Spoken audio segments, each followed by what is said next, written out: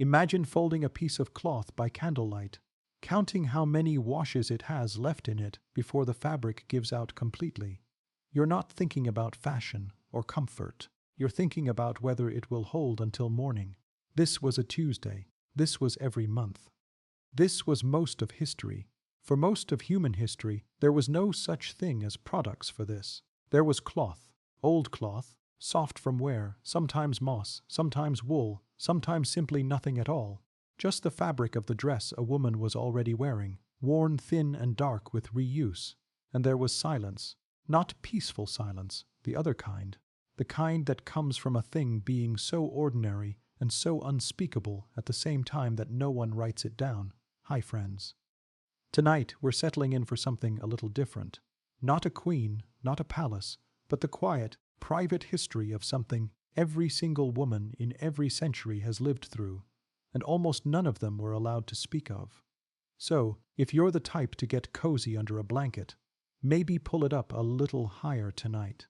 Dim the lights if you haven't already. This one moves slow, and it moves gentle, even where the truth is hard. Let's start somewhere ordinary. A small stone house, somewhere in rural England, sometime in the 1600s. There's a fire going. Small, because wood is expensive, and a woman named Agnes is sitting close to it, mending a strip of linen with a bone needle. The cloth she's holding isn't for a dress, it's for her. She has 4 of these strips, and she rotates them through the month, washing each one in cold water when no one else is looking, because this is not something you do in front of people. Not your husband, not your children, maybe not even your own mother, depending on how she was raised. You can hear the fire crackling low behind her. Somewhere outside, a dog barks once and goes quiet. The wind moves through a gap in the shutters, and Agnes pulls her shawl a little tighter. This is just Tuesday for her. It will be Tuesday again in 4 weeks. It will be Tuesday for the rest of her adult life, minus the years she spends pregnant, which, quietly, without her ever tracking it consciously, is actually most of them. Here's something that might surprise you. For the majority of women throughout most of history, menstruation happened far less often than it does for women today. Not because their bodies were different, but because their lives were. Constant pregnancy, long stretches of breastfeeding, which can suppress ovulation for many months at a time, and simple undernourishment all meant that the average woman before the 20th century menstruated only a fraction of the times a modern woman does across her lifetime. Some historians estimate it at around 50 to 100 times in a lifetime, compared to somewhere near 400 times for women today. So in a strange way, something we think of as endlessly repetitive and constant was, for most of history, comparatively rare, and maybe that's part of why it stayed so hidden. Rare enough to feel strange every time. Common enough to never be spoken of directly. But rare or not, when it came, it had to be managed. And managing it meant cloth. Just cloth. Linen if you were lucky, wool if you weren't, moss if you lived somewhere with the right kind of forest floor, and this part tends to surprise people. Grass, in some documented cases, tightly bundled and wrapped, particularly among poorer rural communities where fabric itself was a luxury you couldn't spare for something that would need washing in secret, out of sight, in cold water, by hand. Let that sit for a moment. Somewhere, centuries ago, a woman is crouched by a stream at dawn, before anyone else in the house has woken, rinsing cloth in water cold enough to sting her hands, because this needed to be done before the household stirred, before anyone could ask what she was doing. This wasn't modesty in the way we might think of it today, all soft and private. This was closer to shame, a shame she likely never chose for herself, but one she absorbed anyway, the way children absorb the fears of the adults around them. You have to understand, this wasn't really about hygiene, not fully. It was about a belief, one that ran extremely deep across an enormous number of cultures, that menstrual blood itself was dangerous. Not just messy. Dangerous, capable of spoiling food if a woman touched it while bleeding, capable of souring milk, wilting flowers, dulling the edge of a blade, even, according to some old European folk beliefs, capable of turning wine to vinegar simply by being nearby. In certain communities, a menstruating woman was thought to be able to curdle mayonnaise by walking past it, or to cause meat to spoil faster if she helped prepare it. None of this had anything to do with actual biology. It had everything to do with fear passed down for so many generations that by the time Agnes is sitting by her fire in the 1600s, she doesn't even question it. She just knows the rules. Wash in private. Speak of it never. Stay a little apart, just in case. That staying apart wasn't always just a feeling. In some cultures, it was architecture. Picture a small hut, set slightly away from the main village, often near the edge of the tree line, often with no proper door, just a low opening you'd have to duck through. In parts of Nepal, a tradition known as chowpadi required menstruating women and girls to leave the family home entirely and stay in small outdoor sheds for the duration of their period, sometimes for as long as a week each month. These huts were often poorly built, with no real protection from the cold, sometimes no walls thick enough to keep out wind or wild animals. Women following this custom weren't allowed to enter the main house, weren't allowed to touch the family's food or water sources, and in the harshest tellings, weren't allowed to be touched by anyone at all during that week. In some documented and deeply tragic cases, women died in these huts, from cold from smoke inhalation after lighting small fires to stay warm in an unventilated space, from snake bites, from the sheer isolation of being alone somewhere unsafe, night after night, simply for something their body did on its own, without permission, without warning, every single month. I want to pause here, because I know this is heavier than where we usually sit together, but there's something gentle I want to offer alongside it. This practice, in the places where it existed, was never really about cruelty in the way we might picture cruelty, a punishment handed down in anger. It came from fear, layered generation over generation, the kind of fear that gets inherited long after anyone remembers exactly where it started. Mothers taught it to daughters, not because they wanted to harm them, but because it was the only version of safe they'd ever been taught themselves. That doesn't make it right. But it might make it a little easier to hold, the way we hold most hard history. With sadness, not anger, understanding that most people, in most times, were only ever passing along what they themselves had been given. Not every culture built huts, of course. Some simply built silence instead, which, in its own way, can be its own kind of isolation, quieter but no less lonely. In Victorian England, a woman on her period wasn't sent anywhere. She stayed in the house, went about her day, poured tea for guests, minded children, ran a household, but she did all of it while carrying an unspoken invisible rule. This is not discussed, ever, not with her husband, not with her sons, sometimes, distressingly, not even properly with her own daughters, who would often learn what was happening to their bodies for the first time through fear and confusion rather than explanation, occasionally believing, in that first frightening moment, that they were dying. There's a particular kind of quiet cruelty in that. Not the dramatic kind, not a hut in the cold, but the kind that lives in a mother's averted eyes, in a rushed, awkward half-sentence, in a girl left alone with a question nobody will answer for her. Picture a young girl, 12 or 13, in a narrow Victorian bedroom, candle burned low, staring at cloth she doesn't understand, too frightened to call for her mother, because some deep absorbed instinct already tells her. This is shameful, even though no one has ever explicitly told her why. You can almost hear the house around her, the creak of floorboards as someone walks past her door without knocking, a clock ticking somewhere down the hall, rain gently tapping the window. She's completely alone with something her own body just did to her, in a house full of people who love her, and not one of them has prepared her for this moment. And this deep discomfort, this instinct to treat a normal bodily process as something almost sinister, didn't stay contained to hushed bedrooms and folded cloth. It grew into something much stranger, much larger, and honestly, much stupider once it reached the desks of Victorian physicians. Because in their hands, this same fear didn't just create silence, it created a diagnosis. And that diagnosis would go on to shape how an entire era of medicine viewed women altogether. But that's a story for behind closed doors. The kind doctors kept, and the kind, once you hear what was actually written in them, you won't quite believe was taken seriously for as long as it was. Still quiet, still ordinary, still hers to carry alone. There was one part of a Victorian woman's life that even the servants whispered about. Not what happened in her bedroom on those private nights, but what happened when a doctor was called for it, and how easily, how readily, an entire branch of medicine decided that her own body was working against her mind.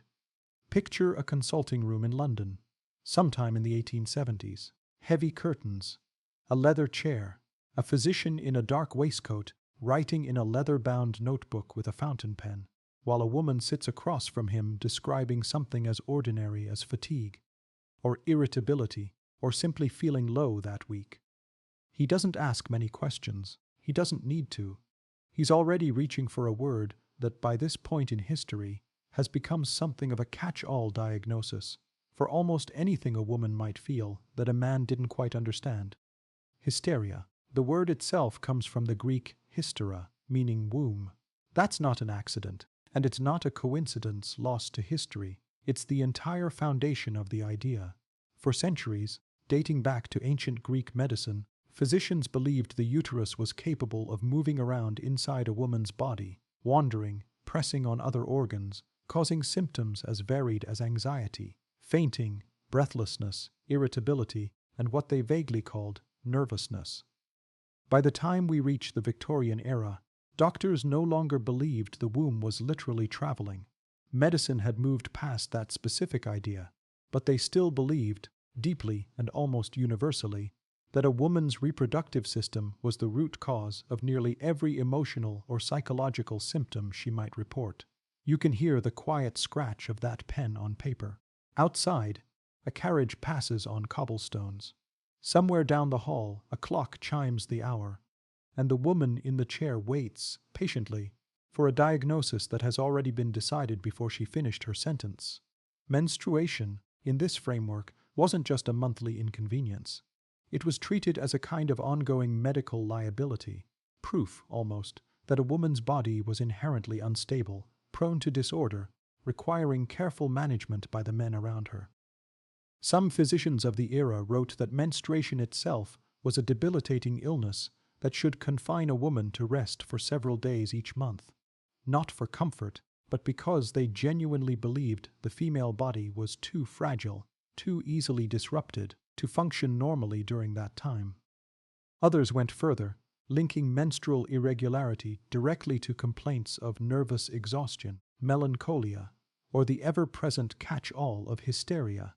Regardless of what the woman herself actually described feeling, here's a detail that tends to stop people quietly in their tracks. Some Victorian medical texts advised that higher education itself was dangerous for young women because the strain of intellectual study was believed to divert vital energy away from the reproductive organs, potentially damaging a girl's fertility or destabilizing her menstrual cycle entirely. A real published medical opinion of the era, not fringe, but reasonably mainstream among certain physicians, held that too much reading, too much thinking, too much ambition could make a woman's body forget how to do the one thing society believed it was fundamentally for. Imagine being that girl. Somewhere in a well-lit study, books open in front of her, genuinely enjoying the quiet pleasure of learning, and somewhere else in the house, a father or a doctor discussing, in low, serious tones, whether her schooling should be limited for her own good, for the good of her future children she hasn't even conceived yet. You can almost feel the soft weight of that. Not anger, just a kind of settling sadness, the way a room feels heavier after difficult news, even when spoken gently. Treatment for hysteria and related menstrual complaints varied wildly, and some of it sounds almost peaceful on the surface. Extended bed rest, quiet rooms, mild sedatives, warm baths. Doctors of the era did, genuinely, believe rest was medicine, and in a strange way, some women may have found a rare permission to simply stop, to lie still in a dim room for a few days, away from the relentless demands of Victorian domestic life. There's something almost tender in that, even inside such a flawed framework. A culture so unwilling to let women rest for their own sake that it had to invent an illness first just to give them permission to lie down. But other treatments were far less gentle. Some physicians prescribed what they called pelvic massage, performed in office, a practice historians now understand, was, in many documented cases, a form of what we would today unambiguously recognize as clinical stimulation to relieve symptoms. Administered clinically, without any acknowledgement of what it actually was, framed instead as legitimate medical treatment for a legitimate illness. Some historians have connected the later popularity of early mechanical vibrators, patented in the late 1800s, to physicians seeking a faster, less labor-intensive way to administer this exact treatment in their offices. It's one of those strange footnotes of history that sounds almost too unusual to be true, and yet it's fairly well documented in medical history texts of the period. In more severe or persistent cases, women who didn't respond to rest, who continued to seem, in the language of the time, unmanageable, treatments escalated considerably. Some women were confined to what were called rest cures, extended isolation lasting weeks, sometimes involving being kept in a single darkened room, fed a rich, fattening diet, forbidden from reading, writing, or any form of mental stimulation, and permitted almost no visitors. The writer Charlotte Perkins Gilman famously underwent a version of this treatment in the 1880s, and later wrote about the experience in fictionalized form, describing the slow, creeping despair of being confined and intellectually starved as a supposed cure for her nervous symptoms. A story that remains a haunting historical window into exactly how this treatment could feel from the inside, and in the rarest, most extreme cases. And I want to be gentle here, because this part is genuinely difficult. Some women diagnosed with severe, persistent hysteria were institutionalized entirely, committed to asylums, sometimes for years, on the word of a husband or father alone, with menstrual irregularity or emotional distress listed plainly on their admission papers as the medical justification.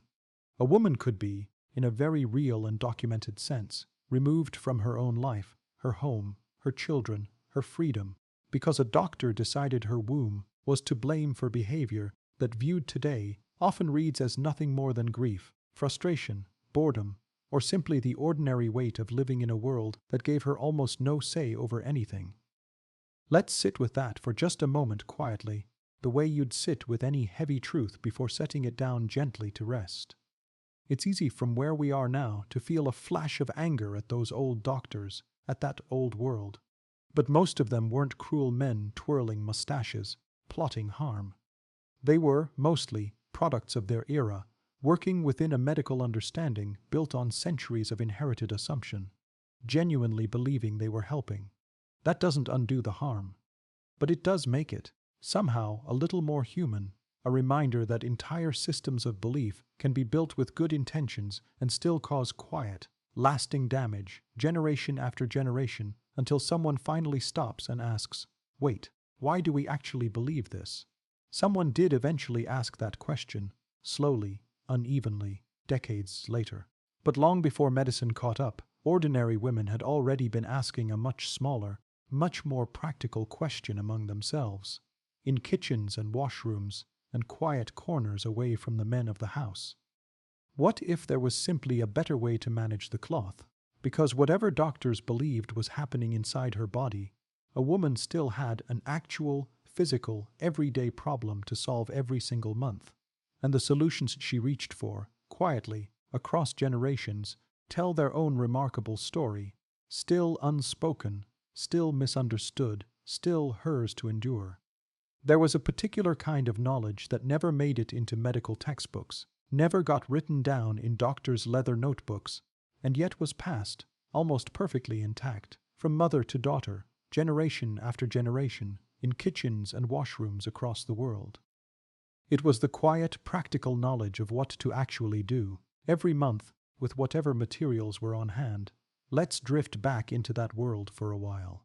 Somewhere warm, somewhere ordinary, somewhere far from any doctor's office, in ancient Egypt, some of the earliest written references to menstrual management describe softened papyrus, rolled and folded, used in a manner historians, believe may resemble something close to an early tampon. There are also references in ancient Greek medical writing. Hippocrates himself wrote briefly about menstrual practices, describing lint wrapped around small pieces of wood.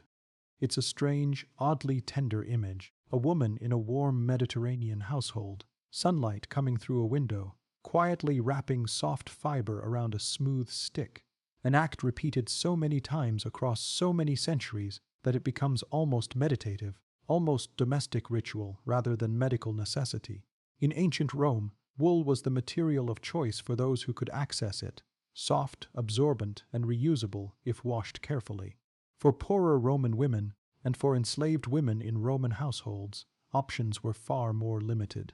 Some historical accounts suggest rags, old tunics cut into strips, or simply nothing at all were used, particularly among the poorest households, where every scrap of usable fabric was already accounted for elsewhere. You can almost hear the sound of an old tunic being torn along its seam, that particular tearing sound, cloth giving way thread by thread, a small, private sound made in a back room, away from the main household, before the strips were folded and set aside for the month ahead. Across different regions of Africa, historically, plant fibers played a significant role.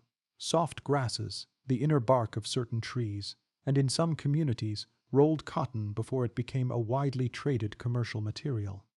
In parts of the Arctic, among Inuit and other far northern communities, soft moss served a similar purpose, remarkably absorbent, readily available, and, interestingly, possessing mild natural antiseptic properties that likely helped prevent infection, something those communities would have understood empirically through generations of use, long before anyone understood why. In Indonesia and parts of Southeast Asia, historical accounts describe the use of finely processed plant fibers, sometimes vegetable ash wrapped in cloth for added absorbency, a detail that speaks to just how resourceful and locally adapted these solutions were, shaped entirely by what grew nearby, what could be gathered, what a particular landscape offered a woman without her ever needing to ask anyone's permission to use it. There's something quietly moving about, laying all of this side by side. Roman wool, Arctic moss, Egyptian papyrus, African plant fiber, English ragcloth, because for all the ways these cultures never touched each other, never shared language or trade or belief, women in every single one of them arrived, independently, at remarkably similar solutions. Soft, absorbent, locally available, reusable where possible. It's almost like listening to the same quiet song, hummed in a dozen different languages, none of the singers ever having heard each other, and yet somehow landing on nearly the same melody.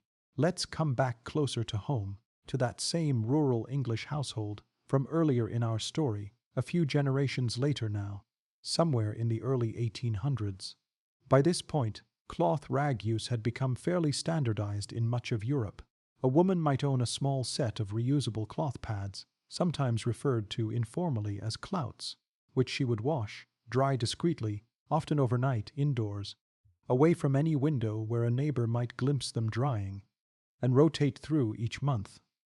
Wealthier households might have servants responsible wash washing, which meant, quietly, that a household's more intimate details were often known, and never spoken of by the very staff who handled them. A strange, silent intimacy between mistress and maid that neither would ever acknowledge directly. There's a particular image I want to leave with you here. A laundry room, late at night, one candle burning, a maid quietly rinsing cloth in a basin, steam rising faintly in the cold air, the rest of the house long asleep. She has done this 100 times before. She will do it 100 times again. She never mentions it to anyone, not even to the woman it belongs to, not even in passing. It simply happens quietly, in the dark, the way so much of women's history happened. Present, essential, and almost entirely unrecorded. By the mid to late 1800s, something new begins to enter this picture: early commercial products. The first disposable sanitary products appeared in the market around this era, though adoption was slow, expensive, and initially limited mostly to wealthier women, since a reusable cloth remained far more economical for most households. Advertisements for these early products, when they appeared at all, were remarkably indirect, coded in vague language about feminine hygiene or personal comfort, because even in print, even in a paid advertisement, whose entire purpose was to sell the product, the actual function couldn't be stated plainly. The word itself, the plain, simple word for what was happening in a woman's body every month, was, for a startling number of decades, considered too indelicate to print in a public newspaper at all. Isn't that a strange thing to sit with? An entire commercial industry, built specifically around a universal, ordinary bodily function experienced by roughly half of all humans who have ever lived, and yet the industry itself had to speak in euphemism, in code, in soft roundabout phrasing, simply to exist in public at all. There's a small, wry irony tucked in there too, if you're the kind of person who notices these things. The idea that centuries of the most capable, resourceful, quietly inventive problem-solving developed independently across dozens of civilizations, using wool and moss and papyrus and grass, eventually gave way to an industry that could sell the product but somehow still couldn't say its actual name out loud. Progress, it turns out, sometimes moves sideways before it moves forward, but changes were coming, slow as they were. And one of the strangest, most unexpected turning points in this entire story didn't begin in a hospital or a boutique at all. It began, of all places, on a battlefield, with a material never intended for this purpose whatsoever, discovered almost by accident, by nurses working under circumstances so far removed from comfort or privacy that necessity simply had to invent its own solution on the spot, still practical, still quiet, still passed hand to hand, mother to daughter, without a single word needing to be spoken aloud. There was one material never meant for this purpose at all, discovered almost by accident, in a place about as far from softness and privacy as you could imagine. A military field hospital, sometime around 1914, amid the chaos of the First World War. The material was called cellucotton. It had been developed by a company that would later become known as Kimberly-Clark, originally intended as a surgical dressing, a highly absorbent, wood pulp-based material, cheaper and more plentiful than cotton, which was in desperately short supply during wartime. It was shipped to field hospitals across Europe by the crate, meant for bandaging wounds, stopping bleeding, dressing injuries on a scale traditional cotton simply couldn't keep up with, and it was the nurses, quietly, practically, without waiting for anyone's permission or approval, who first noticed something else entirely. This material, this surgical cellucotton, meant for soldiers' wounds, was remarkably absorbent, remarkably comfortable, and remarkably better than anything they'd been managing with themselves. So they began using it, not as directed, not as intended, simply as needed, the way resourceful people in difficult circumstances so often quietly repurpose whatever is on hand. Picture it for a moment, a field hospital tent, canvas walls, the low murmur of recovering soldiers somewhere nearby. A young nurse in the small hours of the morning, folding a strip of surgical cellucotton for her own private use, in a war-torn world where almost nothing was designed with a woman's ordinary monthly needs in mind. And yet here, in the unlikeliest of places, something finally was, if only by accident. When the war ended, the company found itself with an enormous surplus of cellucotton, and, thanks to the quiet, unofficial word passed between nurses returning home, a growing awareness of exactly what else this material could do. In 1920, the company launched it commercially as one of the first widely marketed disposable sanitary pads under a brand name history now remembers well. Though even then, the advertisements remained coded, delicate, indirect, still unable to simply say the word plainly in print. Decades after Victorian doctors had built entire diagnoses around the very same subject, there's a small, gentle irony worth pausing on here, in this same dry, quiet way we've noticed a few times tonight, that the material which finally began to ease this ancient private burden for millions of women came not from a doctor's office, not from a pharmacist's careful research, but from soldiers' wounds and the practical instincts of a few nurses who simply noticed something useful and used it, without waiting for anyone in a position of authority to tell them it was allowed. From there, change came slowly, unevenly, decade by decade. Commercial pads became more available through the 1920s and 30s. Though cost kept them out of reach for many households well into the mid-20th century, meaning cloth rags remained the practical, everyday solution for a great many women. Sometimes for financial reasons, sometimes simply out of old habit, the kind that outlives its original necessity by decades because it's simply what a household has always done.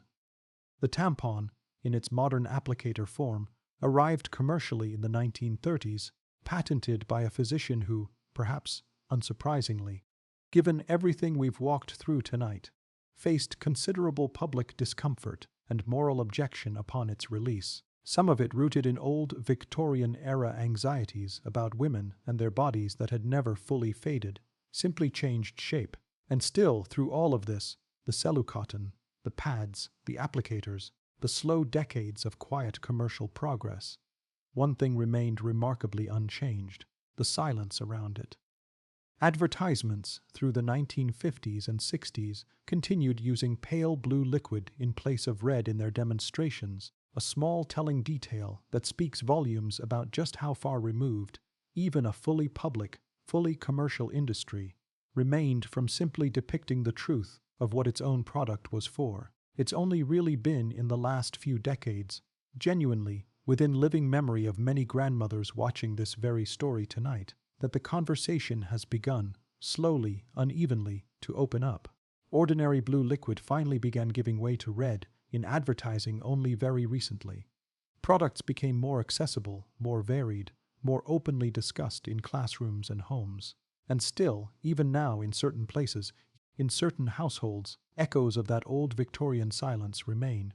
A slight hesitation, a lowered voice, a habit passed down so many generations deep that it survives long after anyone remembers exactly why it started. But here's something gentle to end on, something worth holding on to as we drift toward the close of tonight's story. Every single woman throughout this entire long, quiet history, the one folding cloth by firelight, the one crouched at the stream at dawn, the one confined to a darkened rest-cure room, the one in the isolation hut at the edge of the tree line, the one quietly repurposing bandages in a war-torn field hospital. Every one of them found a way through.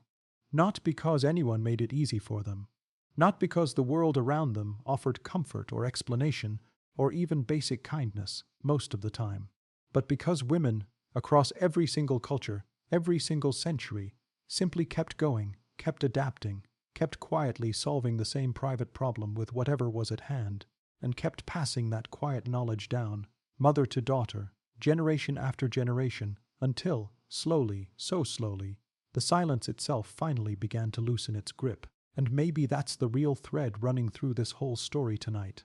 Not shame, not fear, just quiet, patient resilience, repeated so many times, in so many places, by so many women whose names we will never know, that it becomes something close to remarkable once you finally stop and really look at it. So if this story kept you company tonight, you're welcome to like or subscribe on your way out, but only if it felt worth it, only if some small part of tonight's tale settled somewhere quiet in you. No pressure at all. Let your eyes rest now if they haven't already. Let the fire from the very beginning of tonight's story burn low in your mind. That same small hearth, that same soft cloth, that same quiet woman by the firelight, no longer alone in the dark, but held now gently in the long, unbroken chain of every woman who came before her, and everyone who came after. Still quiet, still tired. Still at last at peace, sleep well, friends.